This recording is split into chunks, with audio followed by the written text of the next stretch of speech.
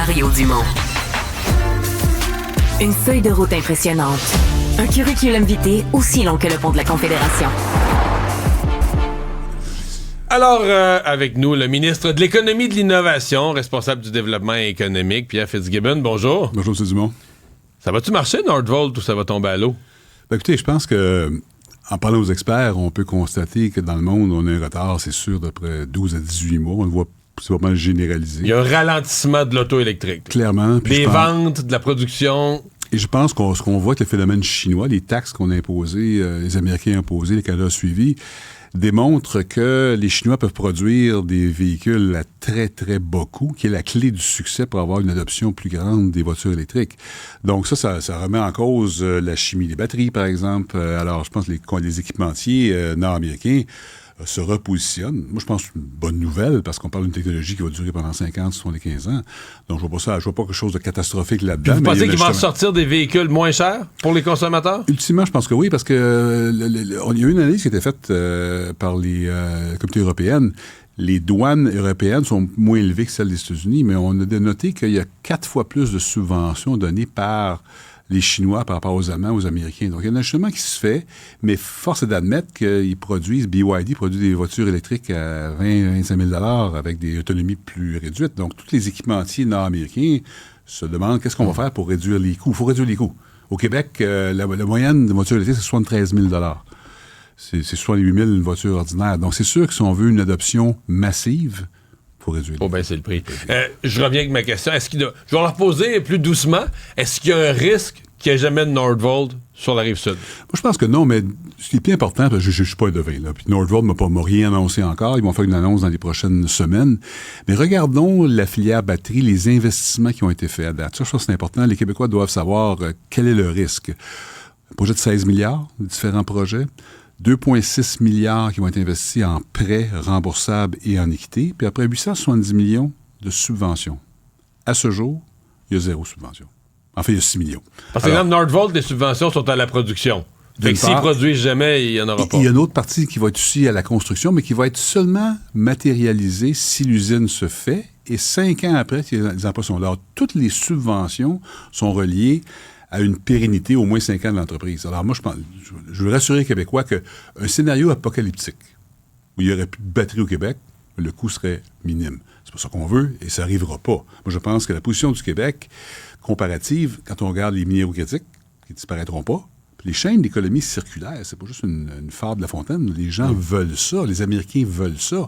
On a les minéraux critiques. On a le lithium, le cobalt, le nickel, le graphite, le fer, le phosphate, parce qu'on parle beaucoup de batteries LFP pour les voitures moins dispendieuses. On a tout ça.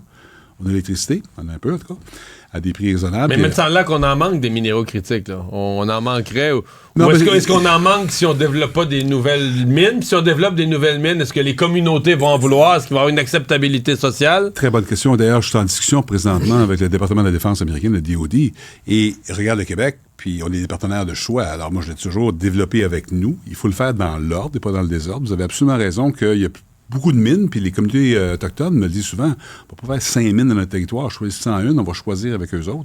Il y a beaucoup de travail à faire de pédagogie. Pourquoi on veut des mines extraire des ressources naturelles, des minéraux critiques? Parce que maintenant, on va recycler les batteries. Alors, ça fait partie de la chaîne pour créer de la richesse pour les Québécois, mais il faut avoir le discours de façon sereine avec la population. La défense de Nordvolt ou de la décision qu'il n'y ait pas de BAP dans le dossier Nordvolt avait été basée sur l'urgence de la situation. On disait, il y a une concurrence mondiale, tout le monde se lance dans les batteries, on peut pas nous autres mettre les bâtons dans les roues de Nordvolt. À partir du moment où il y a un report de construction d'usine, qu'il y a un ralentissement, un report d'1 an, 18 mois, qu'est-ce qui reste comme raison de ne pas faire de BAP? Ben, la raison principale n'était pas nécessairement ça. Oui, il y avait une vitesse d'exécution qui était importante pour la société, mais en bout de piste, nous n'avions pas de connaissance de produire des cathodes. Et à ce jour, les normes environnementales, même s'il n'y a pas eu de BAP, se maintiennent. Nordvolt, présentement, recherche des permis pour la construction, ça opère encore, et il y a des délais administratifs qui sont normaux. Alors moi, j'ai aucun problème avec la décision qui a été prise par le ministère de l'Environnement. Il n'y aura pas de BAP, il n'y en a pas eu, il n'y en aura pas. Il va en avoir un pour le reste. Ça ne change rien? Non, absolument pas. Mais vous dites, et ça c'est peut-être une confusion où le gouvernement n'a pas fait ses communications, c'est pas parce qu'il n'y a pas de BAP qu'il n'y a pas le respect de toutes les normes environnementales existantes, de rejet dans l'eau, de rejet dans la rivière. Et je vous l'accorde. Je vous accorde que peut-être au niveau de la communication, on aurait pu être mieux. On n'est pas parfait. Mais je pense qu'effectivement, quand on parle à Nordvolt et d'autres, POSCO, je parle à POSCO et EcoPro, qui sont les deux équipements, ceux qui font les cathodes, vos normes environnementales sont très bonnes.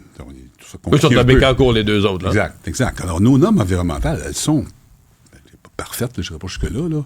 Mais est-ce qu'on a mal communiqué? Oui, je ne vais pas le blâme qu'on a mal communiqué, mais en bout de piste, il n'y aura pas de BAP parce qu'il n'y a pas besoin d'avoir de BAP. Puis, il y a des normes qui ont été créées, puis les permis pour industrialiser Nordvolt ou Bécancour à EcoPro, Vallée, il y en a plusieurs, Volta à Granby, ont des règles très strictes. Alors, moi, je suis très à l'aise avec ces règles-là.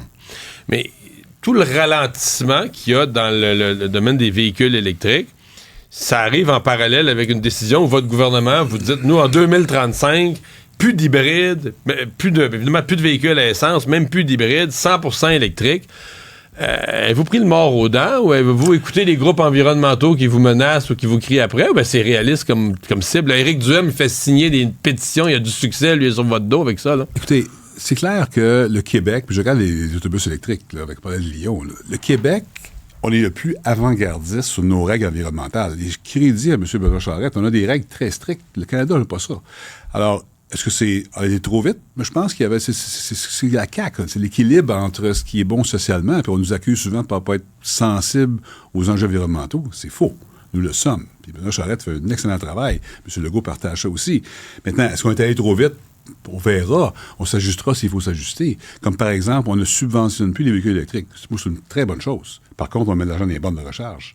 La problématique des gens, souvent, c'est la borne de recharge aussi. On dit où on va charger. En région, il reste de l'ouvrage à faire. Là. Exact. Alors, Benoît, mon collègue, a dit on va mettre de l'argent dans les bornes de recharge. Moi, je pense que c'est une très bonne chose. Puis le coût des véhicules électriques, même s'il y a une protection temporaire sur les produits de la Chine, c'est requis parce que les Chinois n'ont pas été respectueux de nos règles opérationnelles, éventuellement, il n'y aura plus de barrière. Il faut baisser les prix. Donc, je pense qu'il y a un dynamisme qui se passe dans le marché.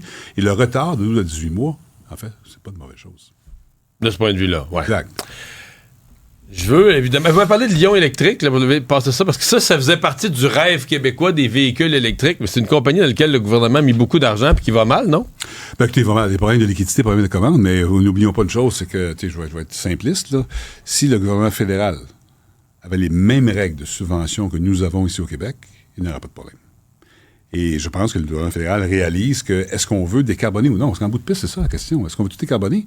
Si on veut décarboner, il va y avoir les éoliennes dans ma cour, il va y avoir peut-être un barrage ou deux, il faut faut poser des gestes, il y a un coût social à ça. Alors, Lyon produit des véhicules qui sont bien vendus ici au Québec. Il en vend 500 par année, je fais ça simple. Il en manque 500 minimum. Alors, si l'Ontario et les opérateurs de véhicules au Canada aimeraient avoir du Lyon, mais ça prend une subvention. Alors, c'est un coût social, c'est un coût économique, en fait, c'est pas social. Mais il ne faut pas oublier qu'il y avait des coûts, il y avait des subventions de diesel avant qu'on n'a plus. Alors, net. Mais vous ne regrettez pas d'avoir mis de l'argent là-dedans non plus? Non, mais écoutez, il y a un enjeu de liquidité. L'enjeu de Lyon n'est pas un enjeu de production de véhicules. C'est d'avoir le bon mécanisme pour que les opérateurs de lignes de transport. S'il manque de liquidité, quelqu'un va y racheter, c'est ça qui va arriver, non? Ben, c'est ça qu'on veut pas. Mais à un moment donné, on ne sera pas tout seul. Le Québec ne va pas être tout seul pour sauter Lyon. Le Canada doit participer. Puis en passant, il y a beaucoup de provinces qui n'ont pas nos règles au niveau des cibles environnementales, puis commencent à se poser la question, parce qu'il faut être cohérent. Là. On veut décarboner, puis il faut poser des gestes. Hydro-Québec, parler de décarboner, du rôle d'Hydro-Québec, du besoin de davantage d'électricité. Il y a eu toute une discussion qui a été lancée par l'Union des consommateurs là, la semaine passée sur tous les investissements nécessaires, puis qui allait se refléter sur la facture des consommateurs. Vous avez reconnu qu'à partir de quoi, 2027, 2028, dans 5 ans, il va y avoir une pression importante sur le compte d'électricité? Écoutez, je pense qu'il faut dissocier deux choses. La semaine passée, on voulait me mettre en porte-à-faux avec mon patron, mais il y a deux choses. La tarification puis les coûts de service. Je pense que les coûts de service, quand on regarde le plan d'Hydro-Québec de produire 150 TWh additionnels sur 200 qu'on a présentement, c'est sûr que ça va coûter plus cher les nouveaux électrons que les anciens. Je pense que ça va prendre un génie pour comprendre ça. Donc, c'est clair qu'il va y avoir une hausse de coûts de service qui va être lissée dans le temps. Les investissements vont se produire dans le temps et vont être amortis sur 20-25 ans. Donc, on n'aura pas de choc tarifaire demain matin. Mais les coûts de service vont augmenter. Ils augmentent partout dans le monde. Puis on est encore en deçà de ces coûts-là. Donc, on est bien positionné. Maintenant, qui va payer cette hausse-là? C'est ça la question. M. Legault a dit, pour le résidentiel, pour le temps qu'il va être premier ministre, il n'y aura pas de hausse plus élevée que 3 %. Pourquoi il a fait ça? Il a fait ça parce que il faut que le débat ait lieu avec la communauté, société civile, pour qu'est-ce qui s'est passé. Moi, de 2 ans, je suis arrivé en poste dans l'énergie, puis on avait des surplus, puis tout allait bien, puis là, oups, on avait plus de surplus. Le monde, les consommateurs, les Québécois sont un peu confus. Qu'est-ce qui s'est passé? Alors, il faut avoir le débat. Puis le débat, en passant, là, pour conclure, dans mon projet de loi, il y a le fameux PGIR, le plan de gestion intégrée des ressources énergétiques. Ça, c'est le gouvernement, c'est le ministère de l'Énergie qui va faire ça. On va mettre au jeu avec la population. On veut décarboner. Voici la source énergétique. Ça peut être des barrages, ça peut être du nucléaire, ça peut être des éoliens, puis on décidera si on veut le faire ou non. Si on ne veut pas tout faire ça, ben, on ne décarbonera pas. Puis si on le fait, c'est quoi le coût social et le coût économique? Alors, le débat n'a pas eu lieu. On commence à l'avoir. Mais votre projet de loi, vous voulez qu'il soit adopté avant Noël? Oui, il va l'être. Mais le vrai enjeu, c'est le PGIR. Le PGIR, c'est le plan de gestion intégrée des ressources. Là. Ça va être... M. Macron a fait ça, puis j'ai beaucoup étudié ce qui se passe en Scandinavie puis ce qui se passe en France. Il faut donner à la population du Québec, on veut décarboner. Ça prend 150 TWh. Comment ça va se faire? 22 barrages, des éoliens partout, du nucléaire, ou on consomme différemment. C'est un débat qui est très sain. Puis je pense qu'il va être intéressant. Ça va durer 1 an. Un débat certainement qui va intéresser tout le monde. Sur comment consommer, là, les gens ont ri. Moi, je trouve, quand vous avez parlé de la vaisselle la nuit, là, je comprends que ça a fait rire le monde, mais il reste que de choisir, de déplacer les moments où il n'y a rien de plus logique que ça, là, d'éviter les périodes de pointe. C'est juste que, quand est-ce qu'on va le faire? Semble-t-il qu'avec les nouveaux compteurs, là, la tarification modulée selon l'heure, là, on serait capable de le faire. Pourquoi on le fait pas? Mais on le fait. Là, Hydro-Québec... On va le faire, oui. Hydro-Québec là-dedans. D'ailleurs, si vous vous rappelez, là, vous regarderez le plan d'action de Hydro-Québec qui a été déposé en novembre 2023, faisait état de 8 à 9 000 mégawatts. Il y en a 2 000, je pense, sur l'efficacité énergétique. Il y a un ou deux barrages. Donc, ça s'en vient, là. Oui. Pierre Fitzgibbon, merci beaucoup d'avoir Merci. été là. Alors voilà, c'est ce qui met globalement un terme à notre émission d'aujourd'hui. Je vous rappelle les choses à surveiller au cours des prochaines heures. À peu près tous nos partis politiques qui sont en caucus. Donc, ils vont en ressortir des points de presse. Ils vont nous dire ce qu'ils ont l'intention de faire dans la prochaine session parlementaire. Il y a le Royal Mount, donc ce 10-30 de l'île de Montréal. Ça va être inauguré cet avant-midi. On va voir aussi un peu les premières images, les premières impressions de tout ça qui vont plaire à certains. Qui aiment ces lieux de rassemblement, ces lieux de loisirs et de magasinage, mais qui va déplaire à d'autres.